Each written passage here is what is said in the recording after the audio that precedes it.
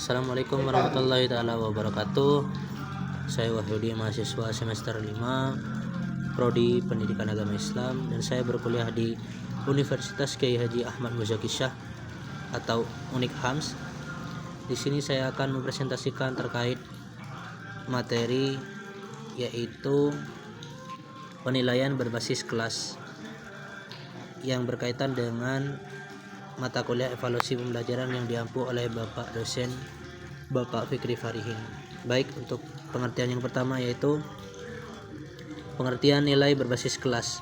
Evaluasi penilaian berasal dari bahasa Inggris evaluation, akar katanya volu yang berarti nilai atau harga.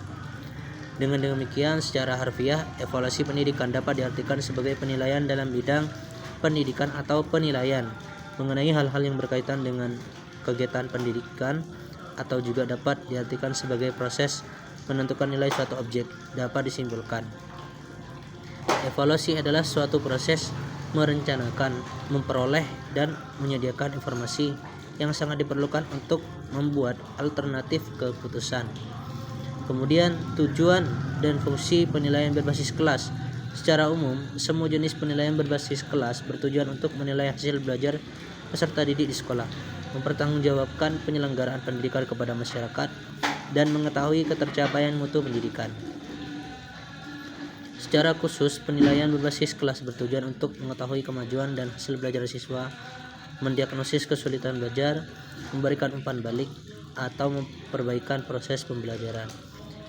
Penentuan kenaikan kelas dan memotivasi belajar peserta didik dengan cara mengenal dan memahami diri serta merangsang untuk melakukan usaha pendidikan.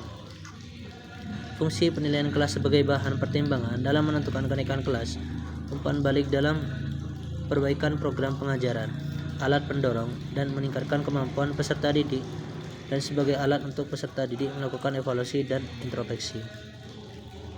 Kemudian, manfaat penilaian berbasis kelas. Adapun manfaat penilaian berbasis kelas adalah memberi umpan balik pada program jangka pendek yang dilakukan oleh peserta didik dan guru dalam kegiatan proses belajar, memberi kegunaan hasil pembelajaran peserta didik dengan melibatkan peserta didik secara maksimal, membantu pembuatan laporan lebih bagus, serta menaikkan efisiensi pembelajaran. Mendorong pengajaran sebagai proses penilaian formatif, peserta didik dapat memantau pembelajaran dirinya secara lebih baik dan lebih menitik beratkan pada kemampuan, keterampilan, dan nilai. Kemudian, prinsip dan prosedur penilaian berbasis kelas. Mendidik penilaian harus memberikan sumbangan positif terhadap pencapaian belajar siswa, terbuka, kriteria penilaian dan dasar pengambilan keputusan harus jelas dan terbuka bagi semua pihak. Menyeluruh, mencakup seluruh domain yang tertuang pada setiap kompetensi dasar. Terpadu dengan pembelajaran, artinya menilai yang seharusnya dinilai menggunakan alat yang sesuai untuk mengukur kompetensi.